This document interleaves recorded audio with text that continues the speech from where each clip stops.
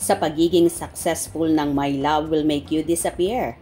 Kim at Paolo game na game ulit gumawa ng movie.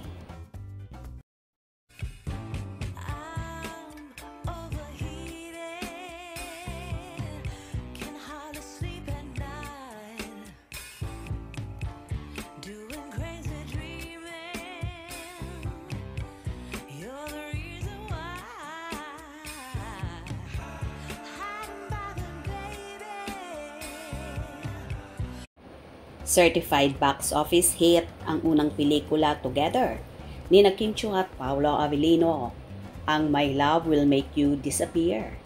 Nitong May 7 ay ginanap ang Thanksgiving dinner ng pelikula kung saan inanunsyo na 173 million pesos ang kinita nito sa Pilipinas at sa iba't ibang bansa.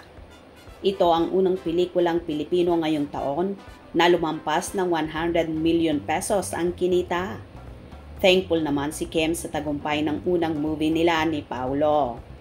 We're very thankful, very happy and parang nakakatuwa na maramdaman yung suporta ng mga tao, say ni Kim sa interview sa kanila ni MJ Felipe ng ABS-CBN News. Pinasalamatan naman ni Paolo ang mga fan na dahilan kung bakit naging hit ang My Love Will Make You Disappear. Very grateful to everyone who supported the movie. Organized black screenings, not just here in the Philippines, but also abroad.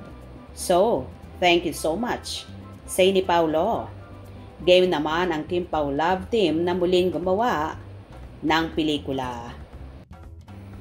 Well, dahil nga sa tagumpay ng first movie ni Kim at Paolo na My Love Will Make You Disappear. Kaya naman game na game ulit silang gumawa ng movie. Ayon naman sa kumakalat na mga balita ay may gagawing bagong teleserye ang Kim Pao na malapit nang mag-start ulit ng shooting. Kung saan, kung hindi ako nagkakamali ay mid of June na sila mag-uumpisa para dito. For sure, magiging happy na naman ang kanilang supporters sa iba pang updates na gagawin ni Kim at Paolo, kaya abang-abang tayo palagi sa mga mainit pangganap sa dalawa. Samantala, inaabangan naman ng Kim Pao supporters kung ano nga ba ang magaganap sa kaarawan ni Paolo ngayong May 13, kung saan napapabalita na baka posible raw mag-out of town sina Kim at Paolo para i-celebrate ang kaarawan ng aktor. Sana nga matuloy ito para naman makapagbakasyon at makapag-relax ang Kim Pao.